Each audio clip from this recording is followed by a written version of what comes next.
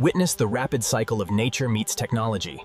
Inside a massive industrial hatchery, thousands of quail eggs are incubated with precision. From automated high-speed nurturing to gourmet processing, discover how premium quail meat is prepared and delivered to top-tier hot pot and grill restaurants across the city.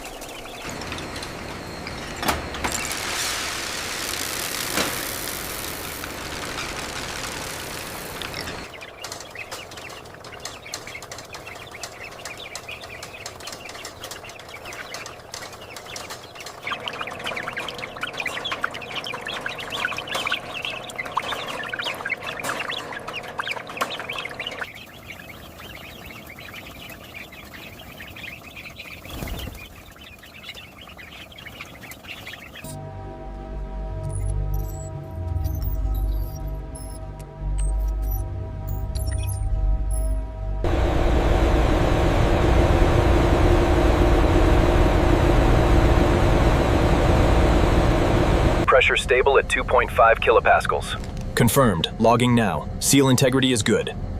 Proceed to airlock check.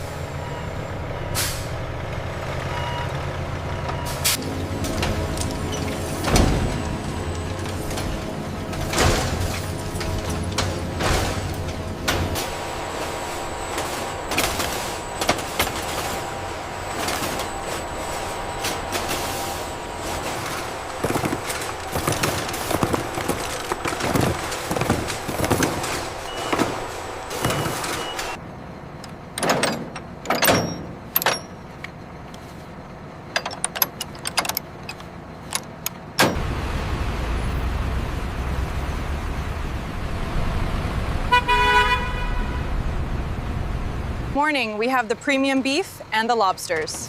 All right, let's cross-reference the manifest. The quality looks superb. Okay, stack the quail on the third shelf to the left. Make sure the dates are visible.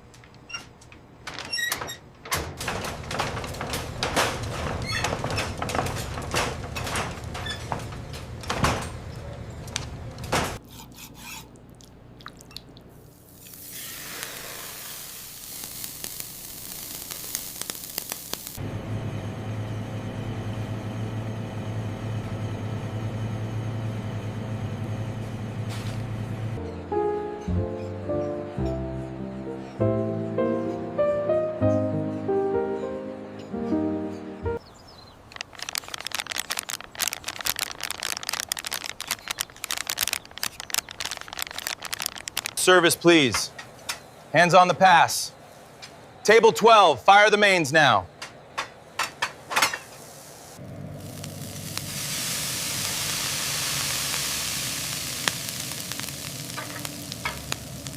Here's your oat milk latte and the pastry. Oh, that looks incredible. Thank you.